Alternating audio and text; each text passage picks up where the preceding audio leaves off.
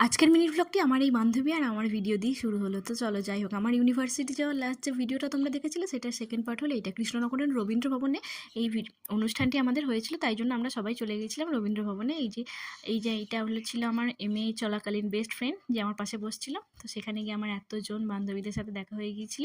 আর এখন তোমরা যাকে দেখতে পাচ্ছ এর নামও সোমা আর আমার ভালো নামও সোমা। তো আমি এটাই ভিডিওতে এখন বলা করছিলাম যে দেখো আমরা মোটু পাতলু জুটি ছিলাম আমরা, ওইটাই আর কি। যাই হোক, তখন চলছিল আমাদের অনুষ্ঠান।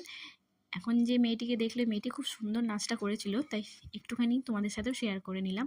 আর এখন আমার রেজাল্ট নেওয়া হয়ে গেল, আর সবার সাথে টুকিটাকি গল্প করে অনুষ্ঠান শেষে আমরা বেরিয়েও পড়েছিলাম। এখানে সবার মনে এক রাশ মন খারাপ, আর আমিও মন খারাপ নিয়ে ফিরলাম যে কত বান্ধবীদের আর দেখাই হবে না। আমাদের কত ভিন্ন ভিন্ন ডিস্ট্রিক্ট থেকে আমাদের সবাই পড়তে আসতো। যাই হোক, তেমন আর কারোর সাথেই দেখা হবে না।